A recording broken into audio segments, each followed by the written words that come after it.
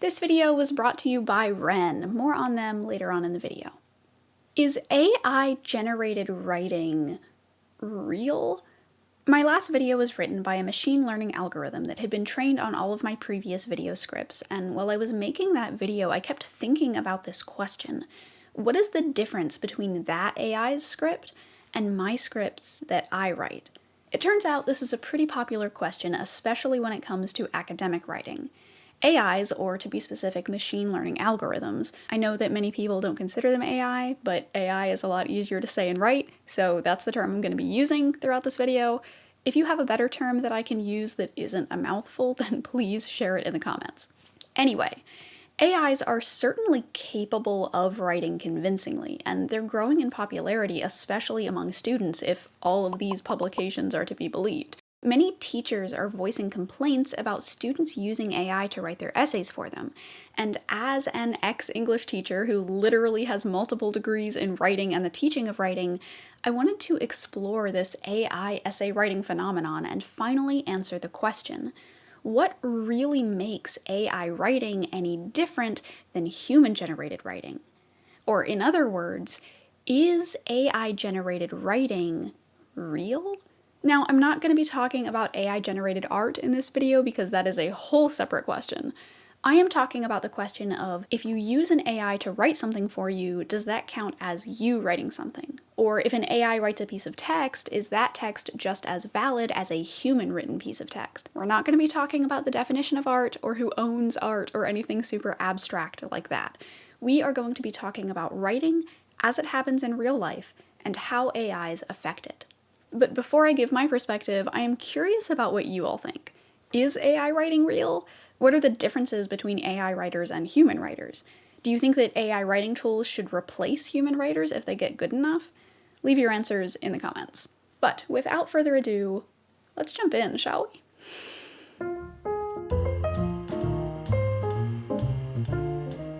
Before we can compare AI writing to human writing, we need to make sure that we understand how AI-generated writing actually works. AI text generators aren't born knowing how to write. They have to be trained. Most text-generating AI that you'll come across is built on GPT-3, which is a model from OpenAI that has been pre-trained using the internet. Like, literally, they trained it using almost 45 terabytes of text data from the internet. 45 terabytes of text. The folks at OpenAI just took this model and fed it basically the whole internet until it knew how we put sentences together and what words occur next to each other most often. Once models have been trained, then they can start generating their own text based on what they've learned about how we write.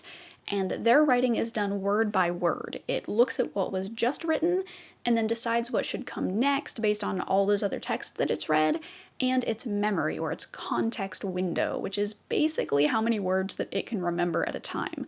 For example, GPT-3 has a context window of 2048 tokens, which means that it can remember the last 1,500 words or so that it's written. Now, I know it's a lot more complicated than this, but generally speaking, this is how most of our AI writing tools work. As for specific tools, we have the GPT-3 Playground, of course, as well as Grammarly, Jasper, Copy AI, Word AI, AnyWord, Writer, YouWrite, SudoWrite, and dozens more. These programs can simply help you polish your writing, or they can generate entire articles or essays for you.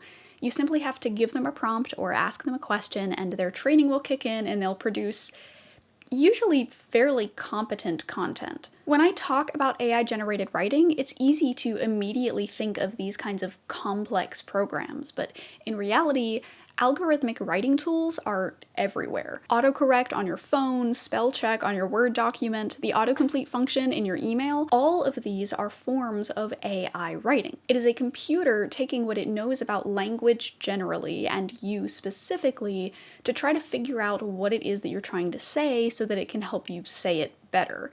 Now, I am not necessarily saying that these little tools are exactly the same as having GPT-3 write an entire 5,000 word essay for you.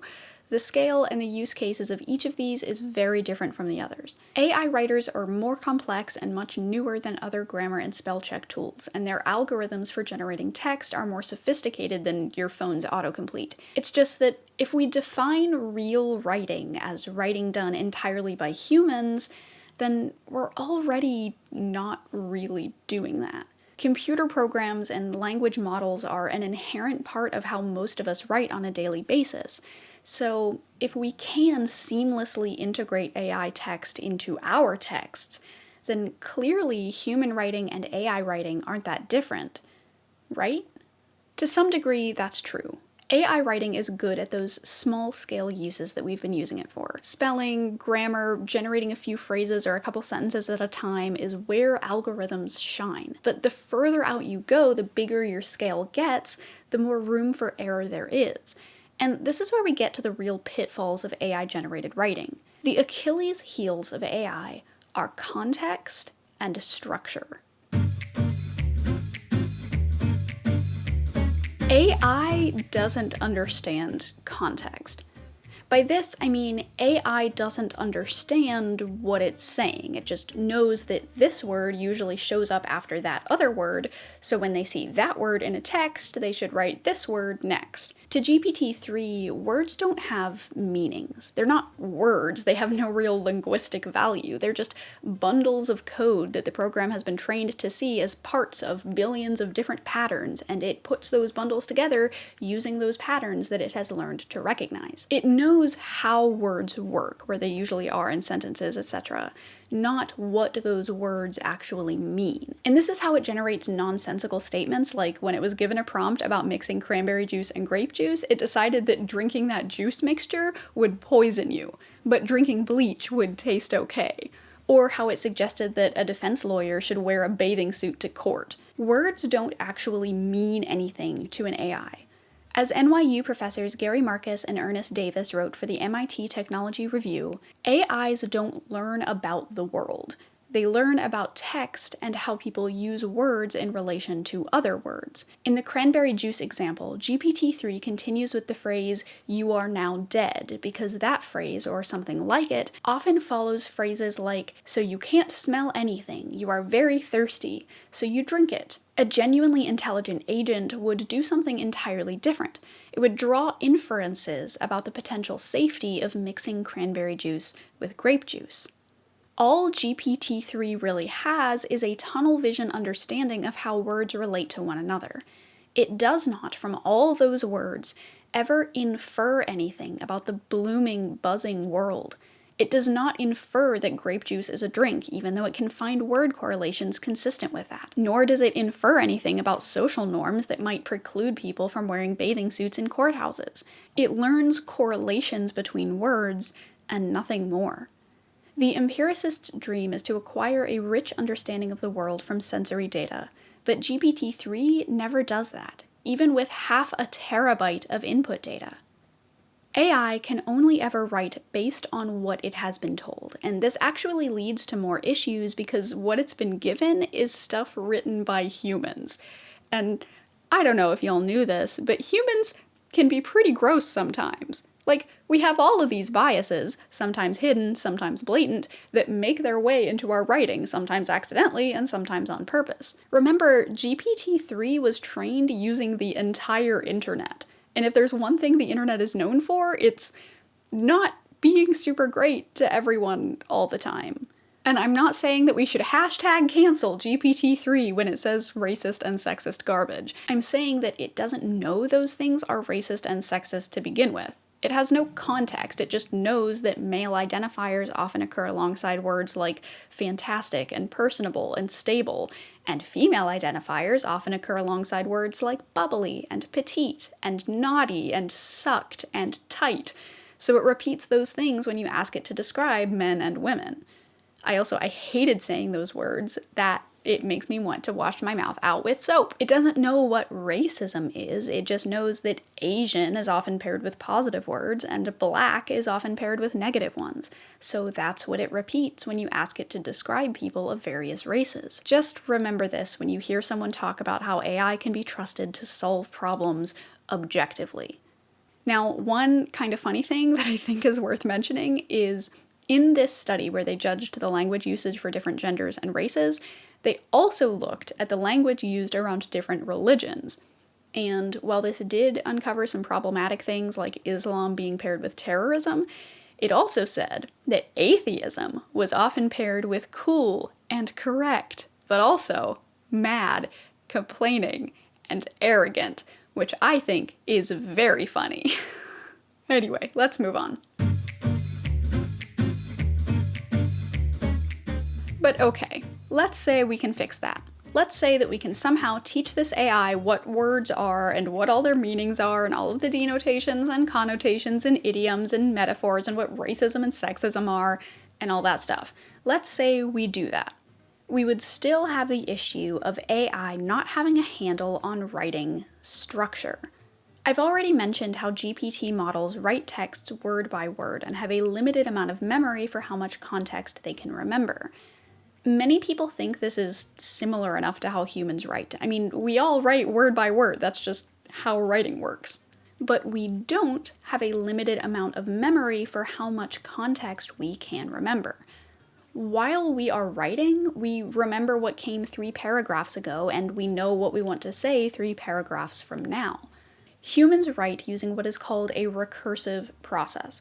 That means that instead of writing in discrete steps that come one after another, brainstorming, outlining, drafting, revising, in that order like we're taught in schools, the writing process is actually a lot messier. Cognitively, we kind of do all of those steps at once. We are brainstorming while we're writing, we're revising while we're outlining, we are constantly going back and forth between all of these phases, and most importantly, we're also thinking while we are writing. See, writing isn't just the production of a text. It is not just writing down knowledge. Writing is actually a way to generate knowledge. Composition scholars have found that the very act of writing generates thoughts and ideas. By externalizing the stuff happening in your brain, you are, by definition, changing that stuff. Now, I know this is really abstract, so I won't spend too long on it.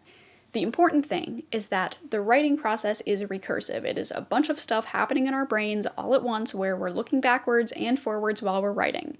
And the act of writing affects our thinking. What this actually means for the stuff that we write is that there's an inherent importance to the structure and organization of our texts.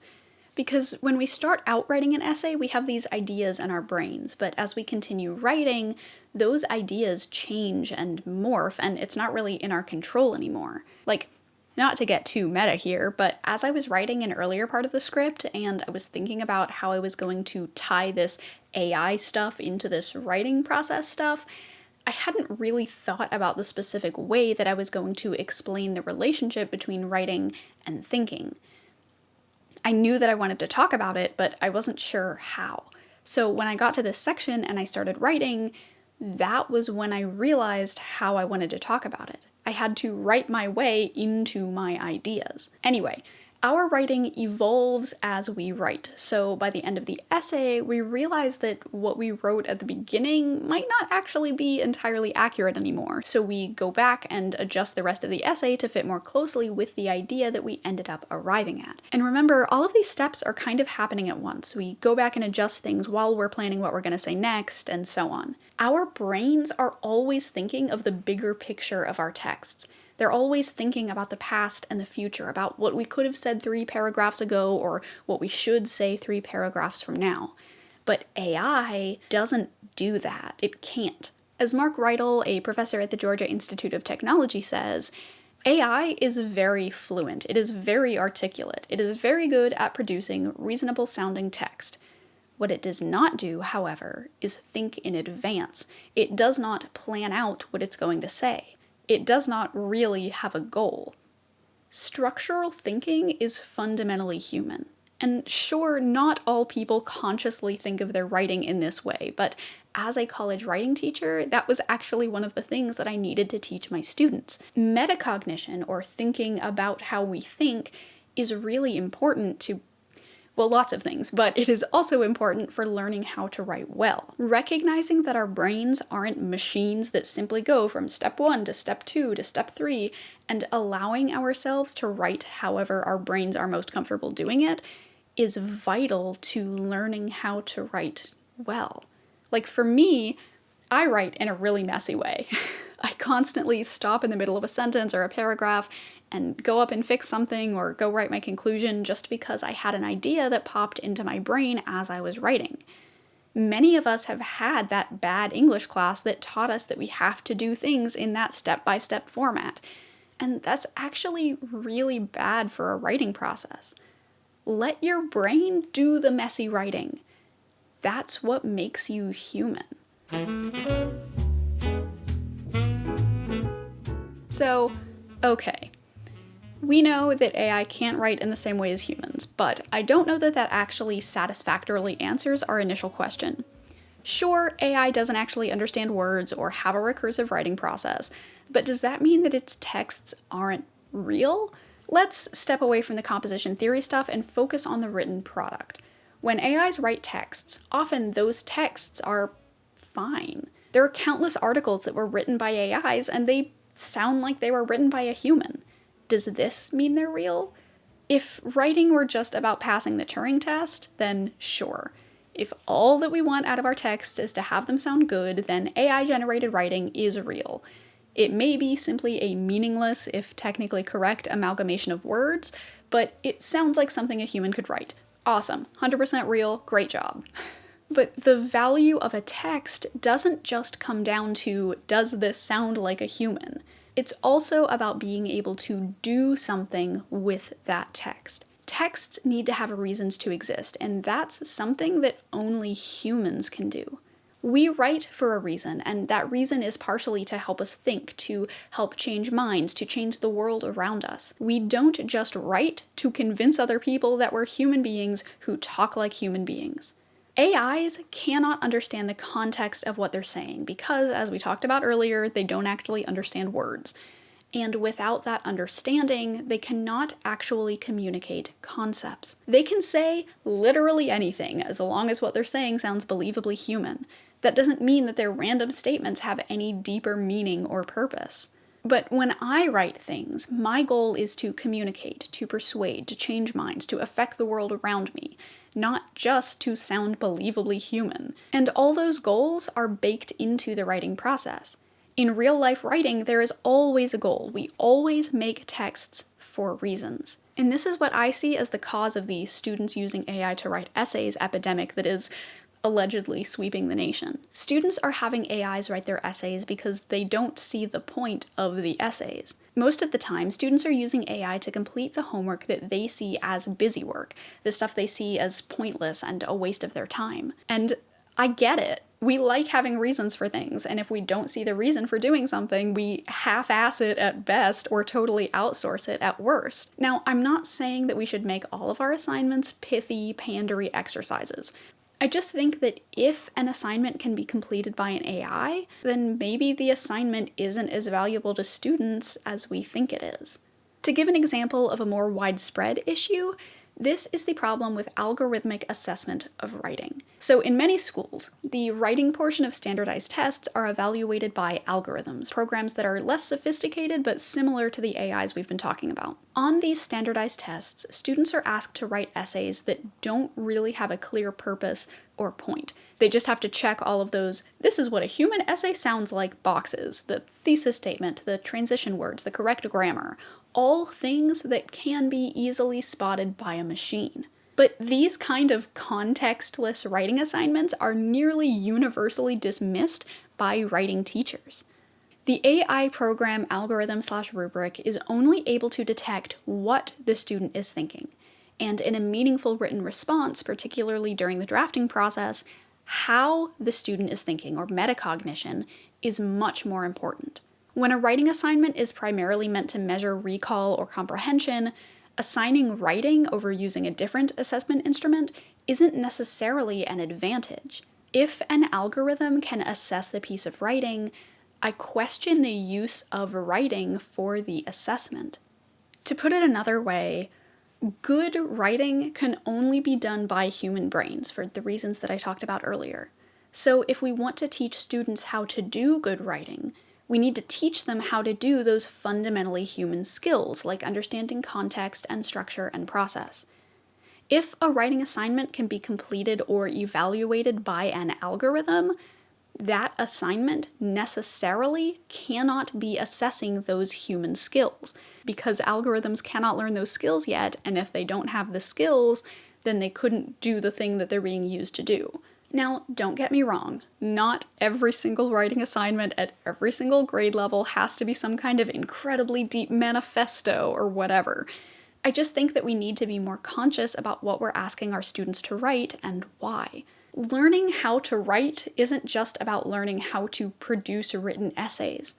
It's about learning the structure and organization and process. Those are things you can only learn by doing. If students are just copying an essay from a website or an AI, changing a few words and putting their name on top, that is not doing writing. AI can be great as a jumping off point. It can be great for inspiration or for helping you think about things in different ways. It can be a great tool. And it can even be something that writing teachers use in their classes in creative ways. It's not evil, but it's also not a replacement for human writing.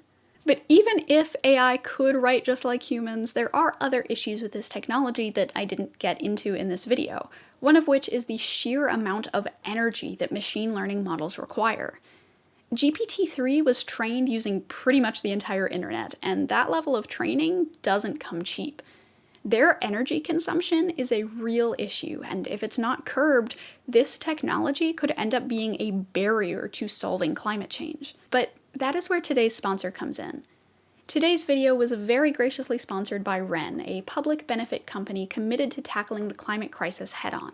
Wren is a website where you can calculate your carbon footprint and reduce and offset it by funding a diverse mix of carbon reduction projects and promote system-level changes to help stop climate change from the top down. So whether you want to learn how you can minimize your own energy consumption, or if you want to learn how you can convince the government to actually start regulating this AI energy consumption, Wren has you covered. We all have a different role to play, and Wren is here to help all of us figure out how we can each make an impact in the fight against climate change. Wren recently partnered with the Clean Air Task Force, which has been rated as one of the best organizations fighting climate change. But if that's not your cup of tea, then they also have tons of other great projects like mineral weathering, tree planting, biochar, rainforest protection, and providing clean cooking fuel to refugees in Uganda. Wren does rigorous research on all of their projects to make sure that they're actually doing what they say they are and having real positive impacts, so you can feel good about supporting whichever you choose. One of the best things about Wren is how transparent all of their financial information is. They share how much their CEO makes, as well as give detailed breakdowns of all of their expenses, so you know exactly where your money is going.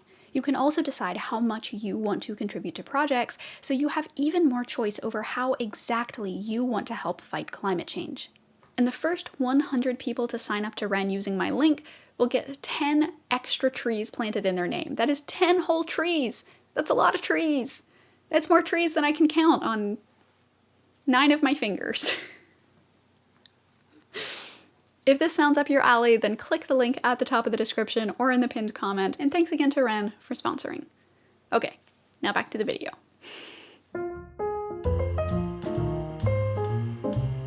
I don't think that AI-generated writing is inherently evil, or that it's going to spell the end of all human creative writing endeavors. I think that that kind of technology is a long ways off, if it's even possible at all. I just think that focusing on the product, the piece of text that gets produced, is short-sighted. Writing is so much more than just a product, and there's so much about the writing process that AI just can't do. I do think that AI writing is genuinely really interesting and exciting, especially as it relates to natural language processing. I am a huge cognitive linguistics nerd, and so I am always down for learning more about how language processing works.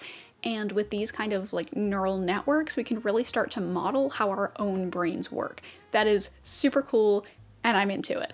And that is to say nothing of how we can use AI-generated text to help us write. Honestly, if a job like copywriting can be done by an AI, let's let AIs do it. We don't need to waste human brain power on writing garbage SEO for billion-dollar companies.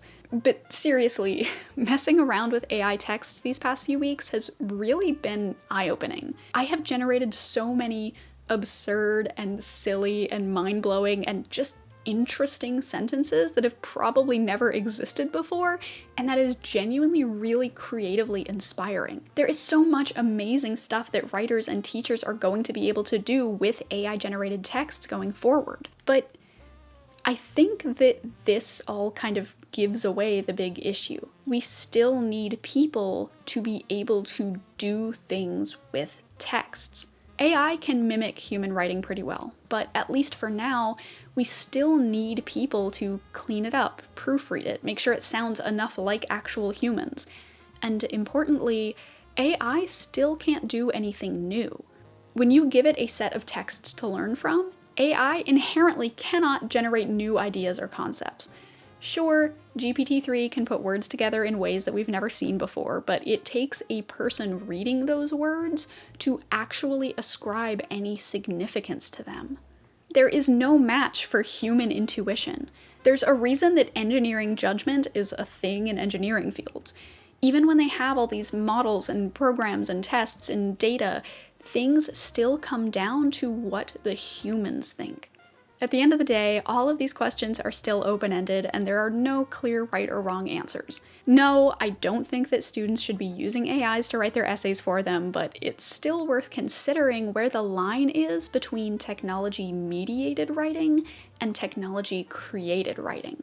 There are no easy answers, but that doesn't mean that these questions aren't worth asking. But let me know what you think in the comments below, and I'm really looking forward to seeing what you all think about this really nebulous issue. I am planning on doing a live stream here on YouTube around the beginning of December to talk about some of this AI stuff, and to read some of the lines that I couldn't fit in my AI written video from last week. There's a lot of stuff that I couldn't fit, and it's all very silly, so be sure to keep an eye out for my community post for when I schedule that stream. If you haven't watched that other video yet, I promise you it's worth a watch. It is so silly and uncanny, and I had such a fun time making it, so be sure to check it out if you have not already. As always, a huge thank you to all of my patrons and members who support the channel, and an especially big thanks to A Tasty Snack, Adam, Andrew, Dylan, GhostEye419, Jaded Flames, Justin Lowry, Robert Bradford, and Science Punk Sellout.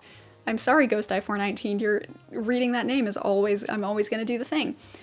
If you would like to join these folks in the credits, then head on over to patreon.com/Zoe_B, or just click that join button that is down there by the subscribe button. You should also hit the subscribe button if you have not already. And also like it and share it. All the things. But it is now time for the patron poem of the video. For Elizabeth Haste, here is the AI-generated, Zoe-edited poem, a reflection on walking through the woods while high and alone. It was the summer of 1907. It was a dark evening of the third week of April, and the long wooded stretch of land where the air smelled like wet wood, the green hills and the cold rivers given life by a blanket of tangled woods, sprouted from the earth. I stepped out into the drowsy green, my feet bare in the shallows, and lingered, anointing my mouth with that bitter touch, until I heard the clattering of bones and the clicking of stone against stones, a near and imaginary world saturated with colors that I had hoped to find only in dreams. And until next time, stay safe, stay warm, and I will see y'all again soon, I hope. Bye, folks.